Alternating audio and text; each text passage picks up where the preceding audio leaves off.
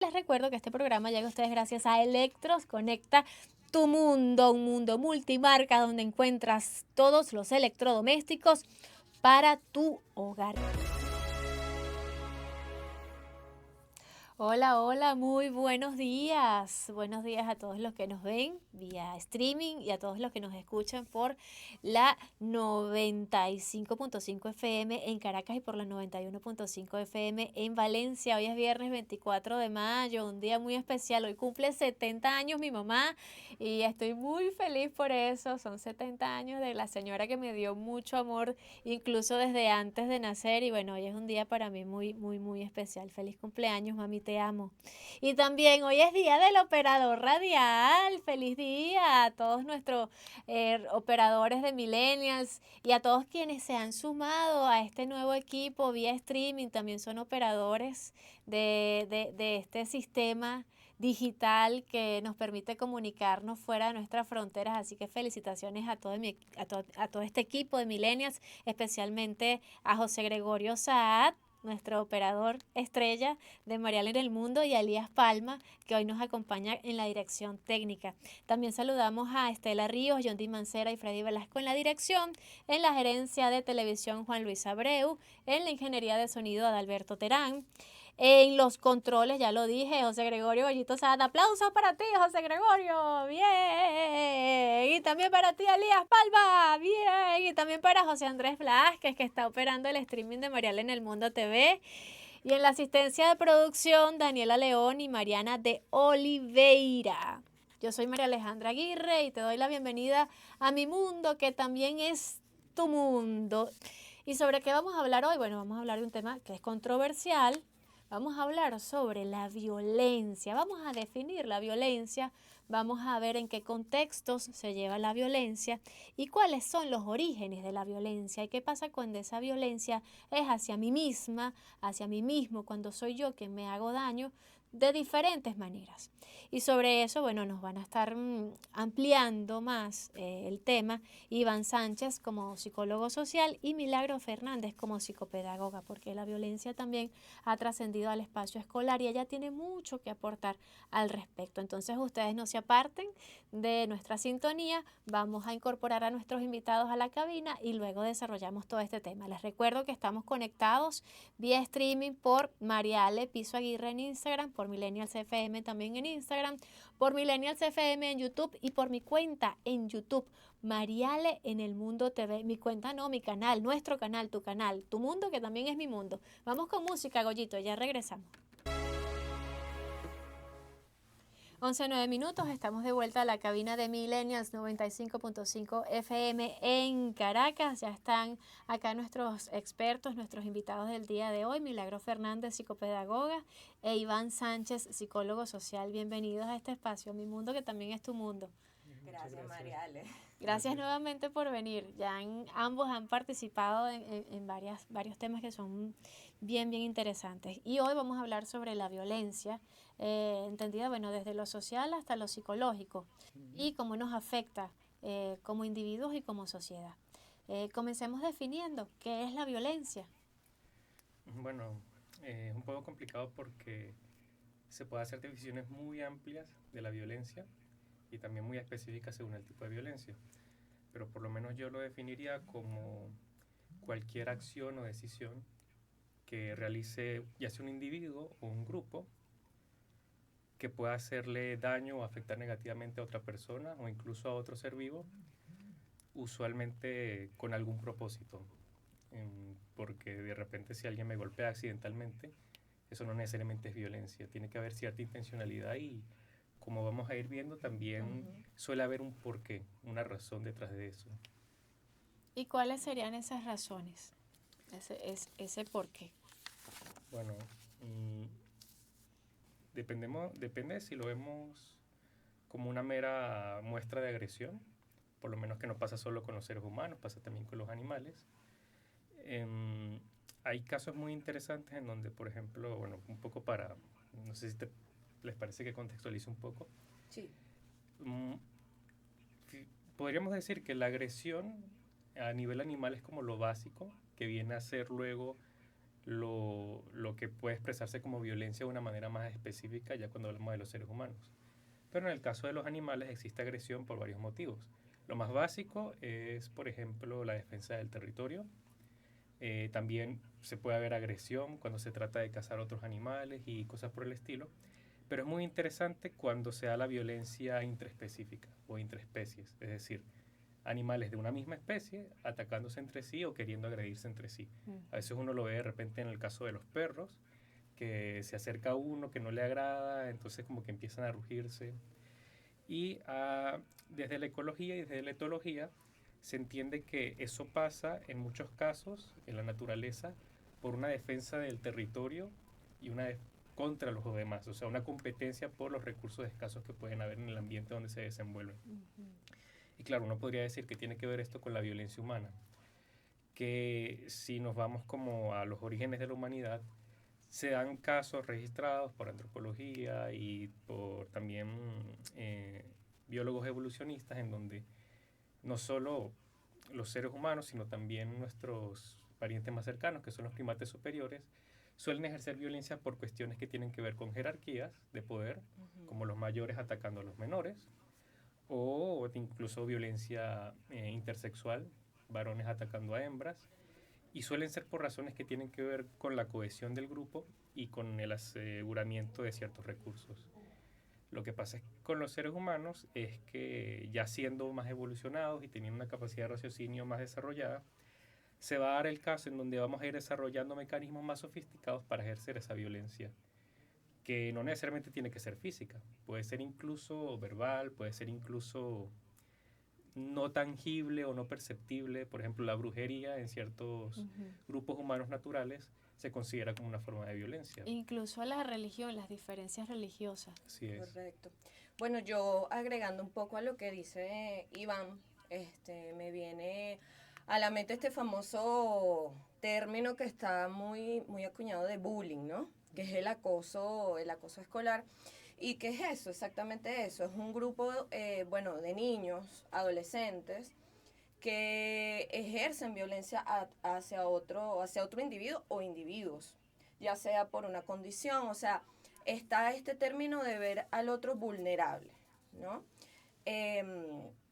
Y bueno, claro, está el escolar, está por género, por raza, y creo que ahorita en este momento en la humanidad de las redes sociales, también existe esta violencia ciberbullying, que ahora también hasta eso, ¿no? Que de todo hacemos un meme, una burla, un chiste, sin saber cuánto está afectando al otro, porque la afección no es solo emocional, es psicológica.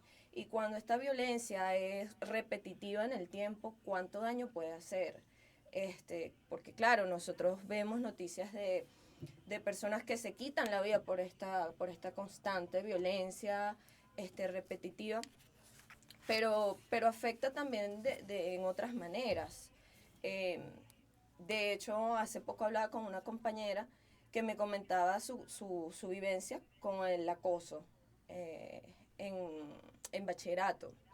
Y la conclusión es cómo afecta este abuso constante en el que me aíslan porque no eres igual a mí, en el que no te queremos, entonces te pongo un apodo, tienes alguna característica física y se enseñan tanto que empieza la persona a verlo como una inseguridad, ¿no? Entonces cuando vemos, somos adultos con unas heridas enormes provocadas por una violencia que, como tú bien decías, se supone que como especie evolucionada quizás razonáramos más las cosas. Pero a veces también hay que ver el lado del agresor, ¿no? ¿Qué pasa con el agresor que tiene que agredir? Que tiene que llegar a estos extremos de ver que afecto, que lastimo, incluso no paro. Sí, yo quisiera agregar a eso, por ejemplo, como tú bien mencionas, que hay un tema del estigma muy fuerte. Sí, correcto. Estigma que puede presentarse de diferentes formas en diferentes entornos y que en muchos casos es como esta manera que tienen ciertos grupos de personas de mantener cierta homogeneidad y como que cierta moral de grupo de, bueno, tú tienes que verte de cierta forma, tienes que comportarte de cierta manera para que yo te acepte.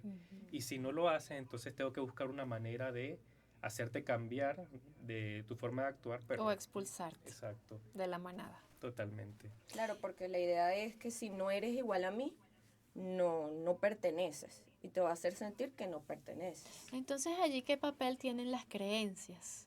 Y, y, y esos patrones culturales que se instauran y que dan como verdad una sola manera de vivir o de existir, o de ser incluso físicamente. Ujú. ¿Qué impacto tiene eso en la violencia o como causa?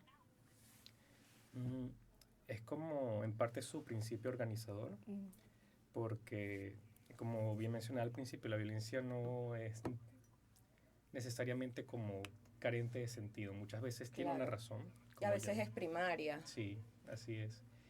Y claro, ciertas creencias en determinados grupos pues se dan justamente para, bueno, se expresan a través de la violencia justamente para mantenerse y para que se mantenga ese orden social determinado. Ya cuando hablamos de sociedades más complejas se da lo que el sociólogo Pierre Bourdieu llama la violencia simbólica, en donde a través de ciertas instituciones se van manteniendo no solo formas de actuar, sino también formas de pensar, formas de diferenciarnos, justamente para conservar ciertas diferencias sociales que son claves, diferencias de dominación, ya sea a través de miembros de una élite, miembros de un grupo de prestigio, hombres sobre mujeres y etcétera. Entonces, ahí vemos cómo la violencia se da también como una forma de interacción, no la única Sí. que podemos tener, porque definitivamente no es la más saludable, pero al final se da como una forma de interacción sobre la que se recurre ya sea de formas mucho más explosivas o mucho más sutiles para lograr determinados objetivos que se cree que son moralmente correctos. Y que creo que también hay tipos de violencia que se han normalizado mucho. Por ejemplo, bueno, yo lo llevo un poco al caso de los niños, ¿no? Esta creencia quizás de si tú vienes golpeado, yo te voy a golpear. O sea, yo no permito que tú vengas así. Y que muchos adultos hoy en día se tiene esa creencia todavía, de no dejarte violentar, pero violento yo a ti, y esa dinámica uno lo lleva para otras áreas. Entonces la violencia sería también vista como una relación de poder, ¿no? Eh, yo tengo poder sobre ti y tú tienes que hacer esto por mí. Por eso es que los apellidos, yo le digo los apellidos de la violencia, violencia de género, violencia intrafamiliar, violencia contra la mujer, violencia escolar, todos tienen como centro una institucionalidad y un poder jerárquico, Sí, O en todo caso, algún tipo de poder, algún sí, tipo de algún poder. tipo de poder. porque puede ser también que el poder que yo ejerza sobre otra persona sea emocional, por un vínculo que tenemos. Correcto, correcto, porque Ujú. cada quien también ve qué poder tiene el otro sobre mí, Sí, porque de correcto. repente es el poder político, es uno, pero el poder que ejerce mi mamá sobre mí, Ajá. el Exacto. poder que ejerce mi pareja sobre mí, y son tipos de poderes que uno no ve y que por ahí también está la violencia, que uno a veces normaliza como algo normal es normal que te digan tal cosa, porque al final, ¿qué pareja no te dice eso? ¿Qué pareja no te cela? Porque eso es otro tipo de Los violencia. celos son normales. Sí, son normales, es que si no te cela, no te ama, chama, entonces... ¿Y No, cómo identificar las formas violentas que tenemos de relacionarnos entonces cuando ya se ha naturalizado? ¿Cómo me identifico yo como víctima en este caso? Creo que primero, lo más importante sería detectar si algo anda mal, ujú. si algo no va como se supone que debería, si algo se siente inadecuado, que quizás debería haber otra forma, algo más tranquilo, algo más saludable, algo más satisfactorio. Porque muchas veces, por ejemplo, si una persona de repente va a consulta psicológica porque tiene un problema en casa o tiene un problema con su pareja o con sus amigos, muchas veces va porque piensa, oye, es que me está pasando esto, me está ocurriendo esto, y no necesariamente está echándole la culpa al agresor o a la persona que le está haciendo pasar un mal rato, pero aún así sabe que algo está mal. Y eso puede ser una manera, a través del malestar, a través del darse cuenta de la insatisfacción, mediante la cual uno podría empezar a identificar los patrones de violencia que se están ejerciendo en su vida. ¿Y qué pasa con el agresor? No me lo respondan todavía, vamos a hacer una pequeña pausa y ya regresamos con más de este espacio. Estamos con Milagro Fernández e Iván Sánchez. 11:26, estamos de vuelta a la cabina de Millennials 95.5 FM con Milagro Fernández, psicopedagoga, e Iván Sánchez, psicólogo social. Y dejamos una pregunta en el aire. Si hablamos de la víctima que a veces no reconoce o no se da cuenta que está siendo víctima, ¿qué pasa con el agresor? ¿Cuál es el proceso del agresor? Complejo. Está complejo de silencio. responder. Bueno, porque yo pienso que es más factible que alguien se reconozca como víctima que como agresor, para empezar por ahí. Y creo que el proceso también en terapia de un agresor es como más paulatino, ¿no? Y creo que también va mucho de las manos de estas creencias que tenemos de cómo debemos relacionarnos, cómo debemos ser en el mundo, ¿no? Y que obviamente el mundo tiene más benevolencia por la víctima que por el agresor. No sé. Sí, no, totalmente. El agresor podría, dependiendo de qué tipo de relación de agresión estamos hablando, puede ser más sutil, puede ser un poco más agravada. Dependiendo de eso, el agresor puede buscar ayuda, entendiendo que lo que está haciendo no está bien, que podría hacerlo de otra manera. Pero en otros casos, es cierto que, bueno, es todo un proceso de trabajo terapéutico, también de trabajo reflexivo, porque muchas veces la persona no ve lo que está haciendo como algo malo o simplemente no entiende que deberían haber algunos límites para sus acciones. Y eso es algo que también va a tener que ir aprendiendo en todo ese proceso. Y eso que tú comentas también de esa agresión que es toda pasiva, toda por debajito, que de repente se disfraza en lo hago por tu bien.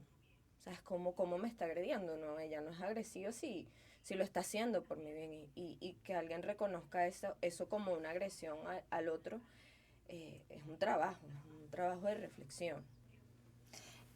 Pero el agresor nace siendo agresor. Bueno, es como una pregunta filosófica. Sí.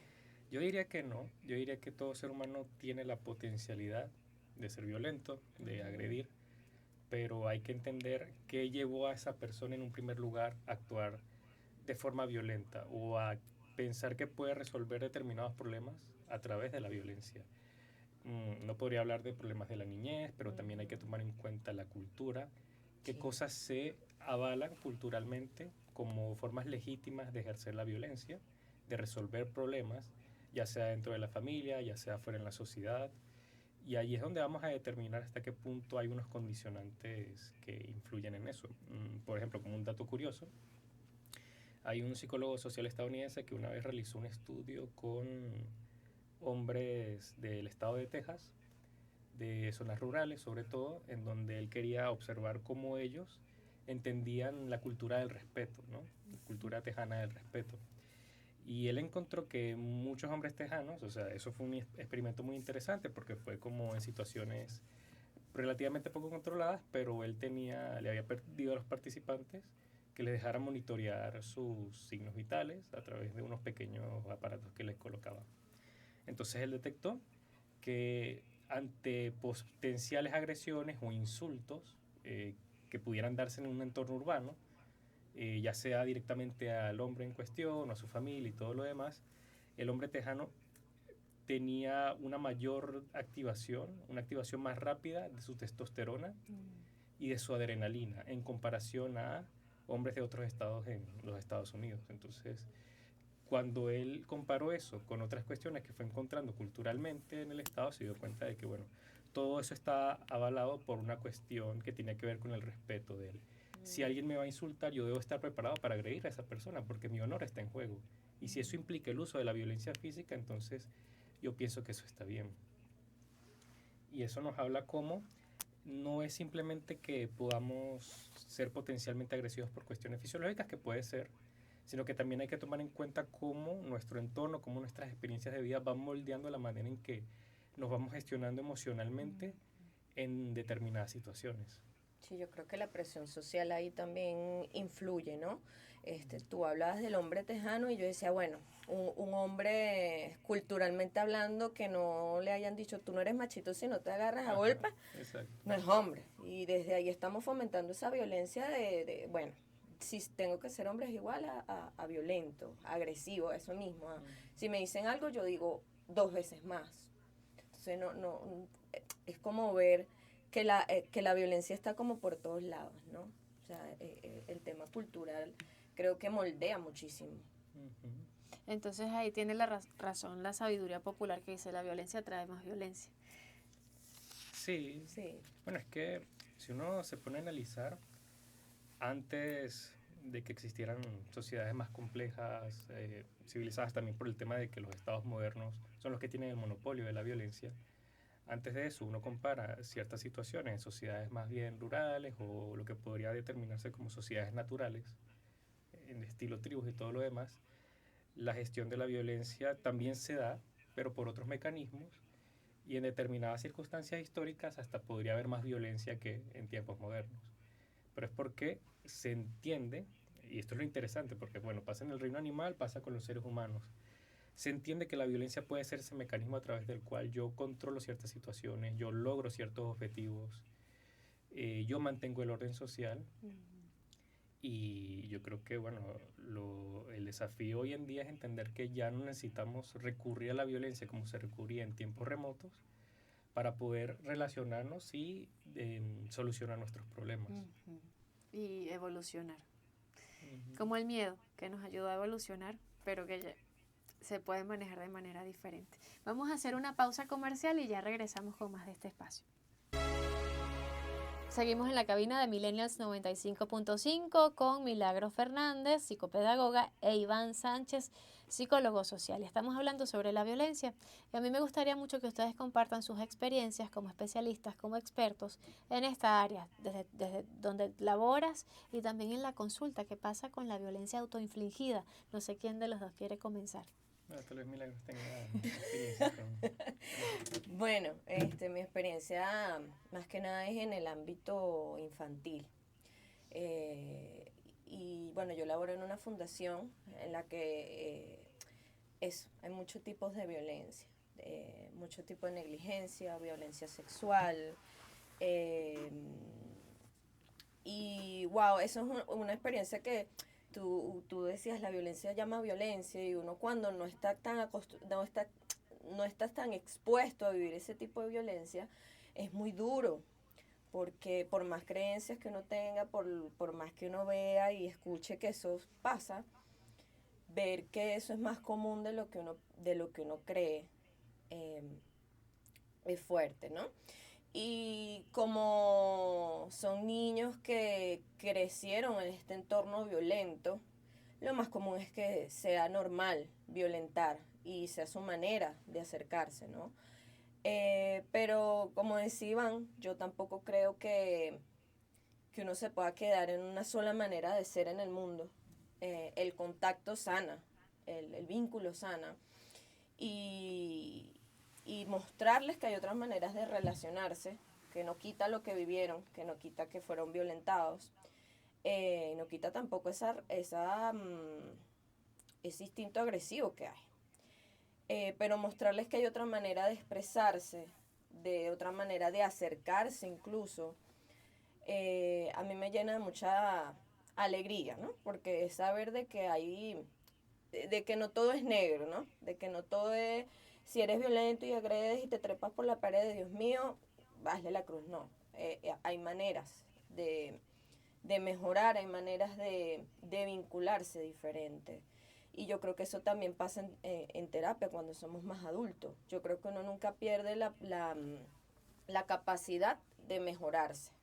Mientras uno tenga pues la responsabilidad de analizarse, que es muy duro, que lo hablamos, la reflexión, y decir, wow, sí, yo soy muy agresivo, o bien sea, bueno, yo me dejé vulnerar.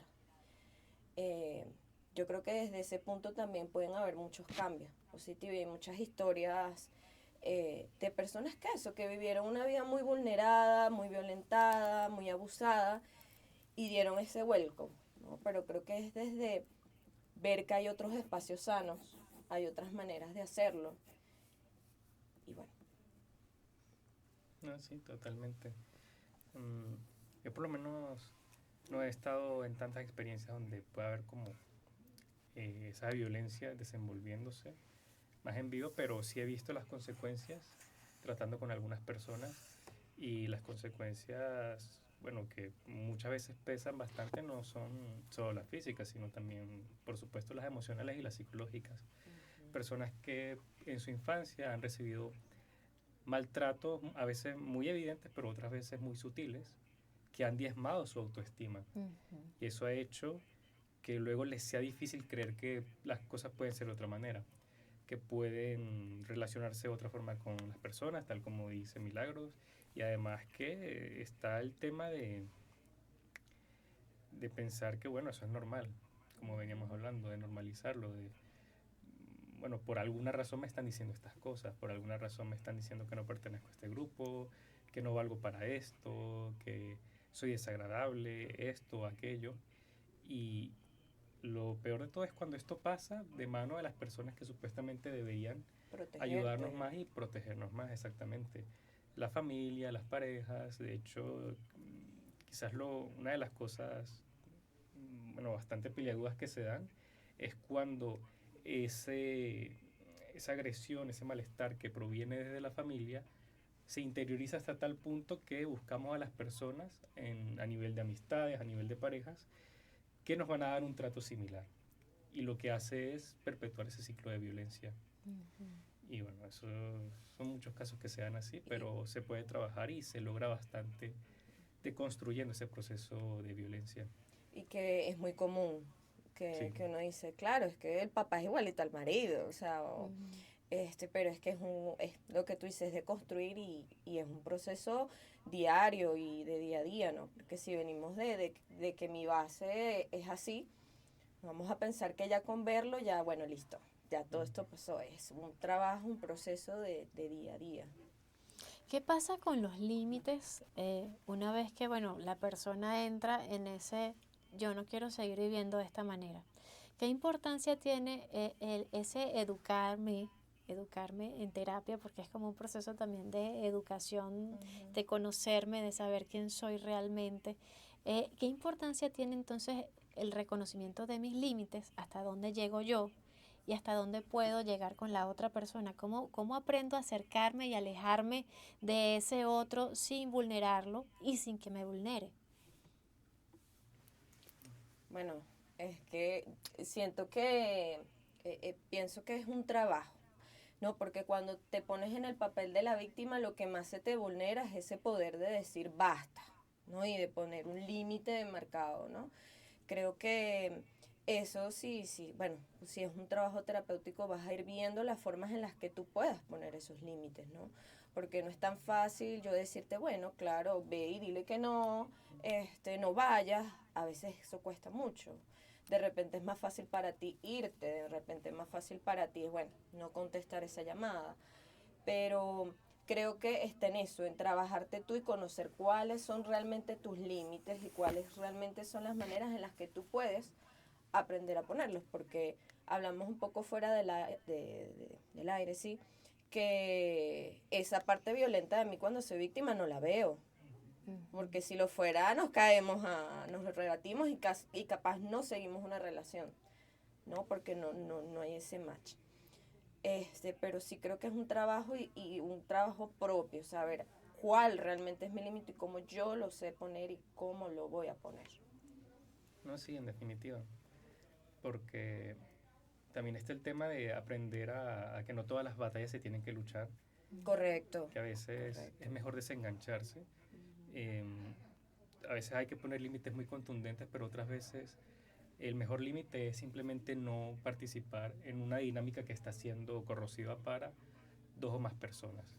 Ujú. Y tal como dice Milagro, eso es un proceso, eso es también muchas veces ensayo y error, ir Sí. aprendiendo cuál es la situación de cada quien, cuál es su particularidad, dónde hay que poner como más insistencia, dónde hay que ser como más sutil, más diplomático. Y va a variar de persona a persona, pero lo curioso del aprendizaje es eso, que si pensamos que las cosas han funcionado de una determinada manera durante tanto tiempo, hacerlas de otra forma cuesta desde lo más pequeño hasta lo más grande. Y la idea es que podamos acompañarles en ese proceso para que poco a poco vayan encontrando otra forma de relacionarse. Y cuando la violencia es así, hacia mí misma o hacia mí mismo, ¿cuál es el proceso? Cuando llego a la terapia y digo, es que yo no sé, pero yo estoy comiendo, es que me da demasiada hambre, lo que quiero es comer, comer, comer, comer, y me hace daño esa manera que tengo de alimentarme. ¿Qué está pasando allí? Creo que va a depender de lo que esté haciendo la persona, porque hay conductas de autosaboteo. Mm, Quizás no necesariamente las tenemos que definir como violencia, pero luego hay otras cosas que son claramente como autolesionarse, por ejemplo. Pueden estar pasando muchas cosas. Puede ser que el dolor sea un escape a, bueno, el dolor físico, un escape a dolor emocional que es más intenso, de traumas que se han vivido. O acciones que se hacen para autocastigarse. Entonces de repente o me estoy lastimando físicamente porque creo que lo merezco, o estoy haciendo cosas que sé que son nocivas para mí, quizás consumir alguna sustancia, quizás comer demasiado, pero es porque pienso que eso de alguna manera está cumpliendo una función, aunque solo sea intuitivamente que se reconozca, ¿no? Esto está cumpliendo la función de, bueno, de ponerme en el lugar que supuestamente creo yo que pertenezco, pero que en realidad ha sido el producto de otras personas que me pusieron en ese lugar. Y eso lo podemos vincular con el hecho de que incluso la propia violencia, la que se ejerce uno a sí mismo, también cumple un propósito, aunque pudiera parecer que no tiene ni pies ni cabeza. Y suena paradójico, pero por algo también está. O sea, yo creo que el trabajo es interno importante, ¿no? Porque es lo que tú dices, no todo se tiene que ver como violento, pero también es como tú lo vives, ¿no? También agregando un poco también exponerme a situaciones que yo sé que me van a vulnerar, que yo sé que me van a lastimar, que al día siguiente me van a sentir lo peor del mundo, eso también es violento. Voy a hacer una pregunta para ir a la pausa y vamos pensándola. ¿Qué se puede hacer cuando hay sospecha de que algún niño o niña está siendo víctima de violencia física, mental o psicológica? Ya regresamos y a la vuelta esta respuesta con Milagros e Iván. Continuamos con Milagros Fernández e Iván Sánchez, psicopedagoga y psicólogo social respectivamente, y habíamos dejado una pregunta. ¿Qué puedo hacer si sospecho que algún niño cercano, mi hijo, mi sobrino, mi vecino, está siendo víctima de violencia física, mental o sexual? ¿Qué puedo hacer? Bueno, si es un caso muy allegado a nosotros, bueno, vamos a definir primero si estoy viendo que esta violencia, por ejemplo, pasa en el colegio, si es un acoso en el colegio, pues siempre estar muy pendientes. Esto suena algo lógico y algo como que de sentido común, pero no sabrás el número de papás y de personas que no saben qué está pasando con sus hijos, o con sus sobrinos, o con el niño con el niño en cuestión. Los pasos en colegio es dirigirse a la entidad, hablar con el profesor, hablar con el orientador, psicólogo si hay, y exponer esta situación. Exponer si ya sabemos qué está pasando, exponerlo, llevarlo a reuniones y llegar a un acuerdo con la otra parte, pues que sería representante del otro niño o de los otros niños. Bien, si esto pues queda así, todo mejora muy bien, pero si no, esto pasa a otras instituciones, se puede llevar a la LOMNA, al Consejo del Niño, Niña y Adolescente, se puede hablar con defensoría, con defensores, hasta llegar al Ministerio Público. De hecho, en el Ministerio Público llevan casos de acoso con pruebas evidentes, concretas, y de hecho ya hay incluso penalizaciones por acoso, dependiendo obviamente el grado de acoso, el grado de violencia que se está ejerciendo. Incluso hay una penalidad de condena, porque a partir de los 14 pues tienen responsabilidad legal. Entonces, yo siento que hay que estar muy pendiente de los niños, ¿no? Sobre todo porque, bueno, el que es violentado usualmente se calla, ¿no? Usualmente se reprime, no, porque por eso también pasa, ¿no? Que que acosamos al que sabemos que no va a salir corriendo a decirle a nadie. Estar muy pendientes si hay señales de lesiones físicas, estar muy pendientes de su emocionalidad. Algo que pasa mucho es no quiero ir al colegio, no quiero ir, indagar qué está pasando porque él no quiere ir al colegio. Más si son niños que siempre han querido ir o no han mostrado resistencia. Estar siempre muy, muy atentos a eso, porque a veces pues no es por alarmar, pero a veces puede estar pasando algo más allá. Y a veces se incurre el error de invalidar la emocionalidad del niño. Correcto. No, pero no está pasando nada, lo que tienes es un dictado y ya. O que el niño te diga, es que siento que la maestra me grita mucho. Bueno, pero ya tiene que gritar porque son tantos niños, ¿no? Es un poco lo que tú dices, no invalidar, sino más bien entrando en terreno y que el niño se sienta cómodo para que te cuente lo que está pasando. Y de repente desde eso, pues decir, bueno, sí, yo voy al colegio y veo que realmente, bueno, el tono de voz es elevado, pero no lo está percibiendo él de manera personal, pero no es así. Pero ¿cuántas veces puede pasar que por no indagar dejamos pasar cosas en el tiempo y después eso pasa? Bueno, es que y es muy común, de hecho, según UNICEF, el 50% de la población latinoamericana escolarizada sufrió o sufre de acoso escolar, que es una cantidad bastante alta. Y la gran mayoría no lo dice hasta que es adulto, que dice, bueno, a mí siempre me empujaban, a mí Me siempre chalequeaban. me chalequeaban. Iván, ¿qué se nos está quedando por fuera de todo este tema de violencia, acoso, diferentes tipos de violencia y la violencia que me hago a mí mismo? ¿Qué consideras tú que es como medular para dejarle el mensaje en este momento que nos está escuchando y se está dando cuenta? ¿Será que estoy siendo víctima? ¿Será que estoy siendo un agresor? Bueno, podría ser justamente qué hacer ahora, ¿no? ¿Qué acciones tomar? No solo para detectar la violencia, sino, bueno, para empezar a cambiar las cosas. Por supuesto, eso va a variar según sea el caso, pero ya sea buscar información al respecto, o sea, ya sea que le esté pasando a una persona cercana a nosotros o nos esté pasando a nosotros, si hace falta informarnos acerca de lo que está ocurriendo, pues hacerlo. En el sentido de, bueno, es normal que me pasen estas cosas, conversarlo con otras personas, amistades incluso. Es normal que me traten así, es normal que yo me sienta así incómodo con esta relación, este entorno en casa. Y tomar acciones, ya sea que partamos de la posición de la víctima o la posición del agresor. Si es la posición del agresor y hay una conciencia suficiente para entender que las cosas no deberían ser así, entonces quizás a charlarlo con un profesional o buscar información que nos permita decir, ok, lo puedo hacer de otras maneras. Quizás ya detecté algo que hago usualmente todos los días en casa, entonces pensar, ok, puedo intentar hacer estas cosas de otra manera. Puedo intentar hacerlo quizás con más diplomacia, con más cariño, y si me cuesta, pues ver qué está pasando allí. Preguntarnos, ¿no? ¿Por qué me está costando actuar de otra manera? ¿Por qué me cuesta tratar a esta persona de otra forma? Porque a todos nos puede pasar, ¿no? Todos tenemos nuestras fibras sensibles y es muy fácil decirlo, pero es más difícil hacerlo. Todos somos seres humanos. Y desde el punto de la víctima, pues bueno, también pensar, bueno, ¿será que yo tengo que irme de este entorno?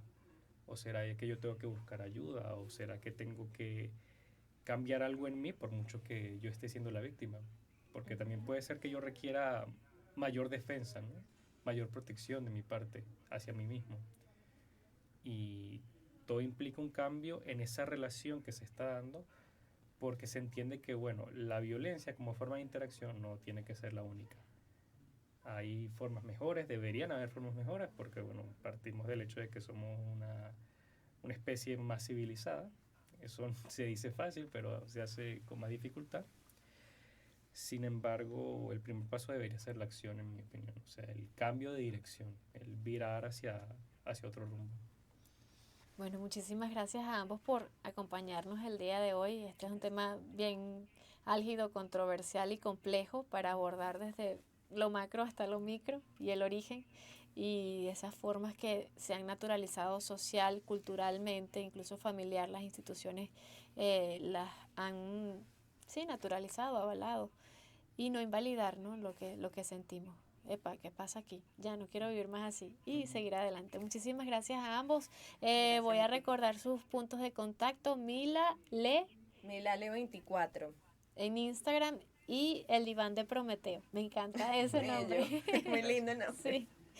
Nosotros nos despedimos entonces, le agradezco muchísimo a todo mi equipo, feliz día del operador radial, a mi equipo del día de hoy, muchachos, bueno, disfruten mucho su día, Elías Palma, José Gregorio Saad y José Andrés Blázquez, que tengan un feliz día del operador de radio. Cuando alguien nos hace daño actuando de una manera que nos parece incomprensible, tendemos a sentir la necesidad de quedarnos para llegar a entender los motivos por los cuales se ha comportado así. Y precisamente ahí está el problema, en que nos quedamos. Esta necesidad de entenderlo todo nos hace quedarnos en sitios de los que tendríamos que haber salido corriendo hace tiempo. Estás equivocado cuando crees que necesitas entenderlo para poder irte. Lo que acabará pasando es que te tendrás que ir igualmente, sin entender nada, pero con muchísimas más secuelas. Y es que a veces es mejor quedarse con la curiosidad que con el trauma.